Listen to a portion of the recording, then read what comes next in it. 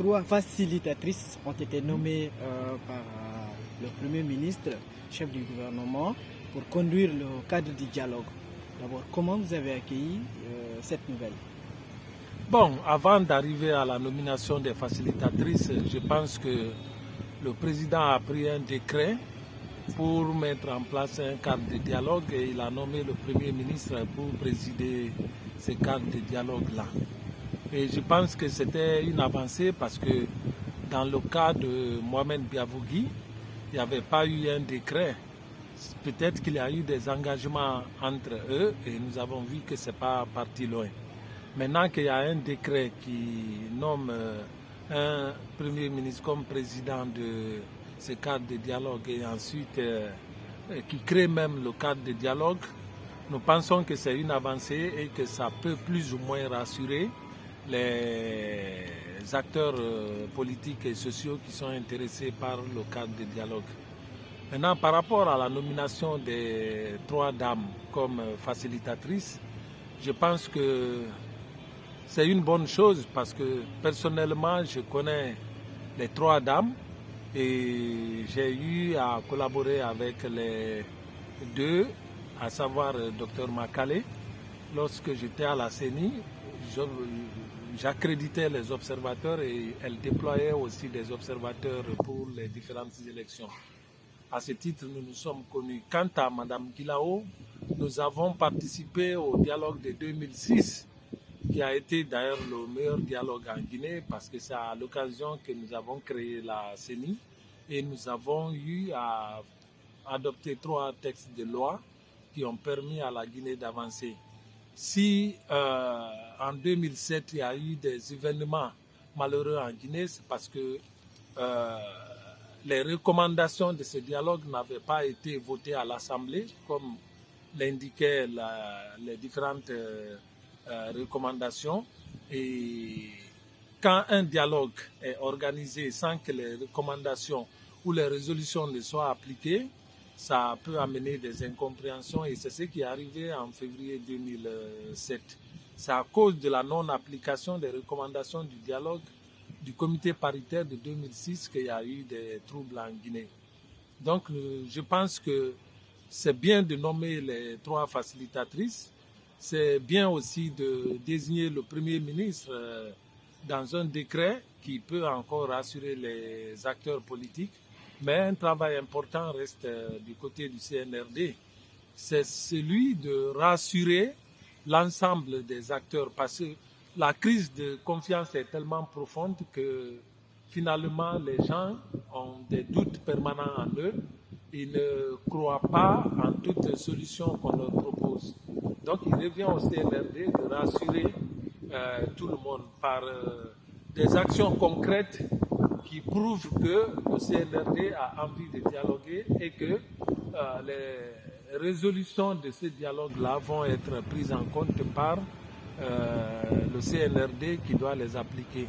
Et cela peut rassurer les acteurs, mais tant que cela n'est pas fait, on va faire des va-et-vient, ça sera un aller-retour sans suite. Alors, est-ce que votre coalition va recevoir cette équipe des 3 dames-là? Bon, en fait, j'étais membre de l'ANAD, j'étais vice-président de l'ANAD, mais pour des problèmes particuliers à mon parti politique, nous nous sommes retirés de l'ANAD pour résoudre ces problèmes-là et nous sommes en train de les faire. Je suis prêt en tant que parti à prendre part à ce dialogue si cela était permis parce que nous voyons que les orientations c'est vers les coalitions, les alliances. Mais je voudrais dire aux 3 dames facilitatrices que il n'y a pas que les coalitions en Guinée, il y a des partis qui ne sont pas membres des coalitions. Il faudrait aussi intéresser ces partis parce que nous voulons tous partir à ce dialogue. Le mal en Guinée, c'est que il y a tellement d'événementiels, il y a tellement de gens qui veulent prendre part à des événements que finalement on ne voit pas le sérieux dans ce qu'on fait. Parce que si vous comprenez bien, quand il y avait les négociations pour envoyer les 15 représentants des partis politiques au CNT, il n'y avait que 5 à 6 alliances. Mais aujourd'hui, nous nous retrouvons avec plus de 20 et il y en a qui continuent à se créer parce que c'est la porte d'entrée pour les différents événements. Moi, je crois que nous devons tenir compte des partis qui ont quand même une histoire en Guinée. C'est ceux qui ont participé aux élections, ceux qui ont eu des élus et qui ont pris part aux événements nationaux. Vous n'allez pas dire que nous donnons la priorité à ceux qui sont créés depuis 10 ans et qui n'ont pas pris part à des élections, ou depuis 20 ans qui n'ont pas pris part à un événement électoral. Ça ne marche pas comme ça. C'est pourquoi chaque parti a quand même une histoire en Guinée et un résultat déjà produit et on doit en tenir compte. Alors, est-ce que vous, un jour, on peut s'attendre à M. Jacques Bonhomy, d'avoir une alliance? C'était dans l'alliance Je parle de l'ANAD exactement. Voilà, l'Alliance nationale pour l'alternance et la démocratie. Mais n'oubliez pas que nous avions une alliance avant qui était l'UNAD. L'UNAD qui avait plus d'une dizaine de partis politiques et d'entités et qui a décidé d'accompagner Elhadj Mamadou Cellou Dalein Diallo lors des élections du 18 octobre 2020. Donc cette alliance est encore là. C'est vrai qu'elle a été démembrée à cause du contexte du moment et nous sommes allés vers l'ANAD. Donc si je dois faire une alliance, ça sera réveiller l'UNAD qui est en train de somnoler, qui n'est pas encore détruit, mais qui somnole. Donc ce n'est plus d'actualité de dire que vous allez revenir à l'ANAD? Non, pour l'instant, ce n'est pas d'actualité. Je n'imagine pas retourner à l'ANAD. D'accord. Alors, pour une participation inclusive, quelles sont les conditions pour vous pour que toutes les parties puissent aller dans ce dialogue? Puisqu'il y a des acteurs politiques quand même qui souhaitent qu'un médiateur de la CEDEAO soit impliqué. Bon, j'ai déjà dit qu'il y a une crise de confiance en fait entre les acteurs politiques, même les acteurs sociaux, et le CNRD et son gouvernement. L'une des choses les plus importantes à faire, c'est de rassurer ces acteurs-là, de les rassurer pour que ces acteurs comprennent que ce qu'ils vont dire pendant ce dialogue et qu'ils vont mettre dans les recommandations, dans les résolutions, va être appliqué et ça va être pris en compte. Tant que cela n'est pas fait, ça peut entraver la tenue du dialogue et même l'arrivée de ceux qui ne croient pas au dialogue. Donc je pense que ce qui est important pour nous et pour le CNRD surtout, parce que c'est le CNRD qui a besoin de faire un résultat, pas les partis ou les choses. Un dialogue se tient pour des causes bien définies.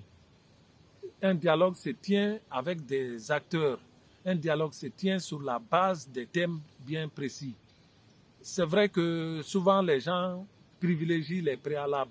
Les préalables, je pense que ça peut se discuter sur la table. Parce que quand vous commencez un dialogue, les préalables sont déjà posés et ça se discute. C'est quand ces préalables-là sont levés que tout le monde peut aller de façon rassurée. Mais si ce n'est pas levé et que chacun reste sur sa position, on ne peut pas aborder les thèmes qui sont prévus par le dialogue. Donc vous croyez que c'est que l'ANAD en général, le RPG Arc-en-Ciel et le FNDC réclament, qui décident de ne pas y participer à ces dialogues puisque leurs leaders sont poursuivis, d'autres sont en prison, n'est pas opportune selon vous? Non, je dis qu'un dialogue a toujours des préalables. Et à l'occasion où nous nous trouvons, dans ces circonstances-là, je préfère qu'on se retrouve autour de la table et que les préalables soient posés. Si ce n'est pas réglé, les gens sont libres de rester ou de quitter le dialogue parce qu'on est dans une crise et ce n'est pas à distance que nous allons régler ces préalables-là. C'est pourquoi je demande au CNRD de rassurer les acteurs politiques par des actions concrètes qui peuvent les encourager à revenir sur la table. Parce que je ne vois pas quelle est la difficulté réelle pour dire, par exemple, ok, nous libérons ceux qui sont en prison pour permettre à tout le monde de se retrouver autour de la table, puisque c'est l'un des préalables. Mais si ce n'est pas fait, moi j'encourage le Quator à venir autour de la table pour poser les préalables qui vont, j'espère bien, être levés, parce que le CNRD, s'il tient au dialogue, va lever ces préalables-là pour permettre que le dialogue ait lieu et que notre pays ne reste pas dans une situation de léthargie comme ça.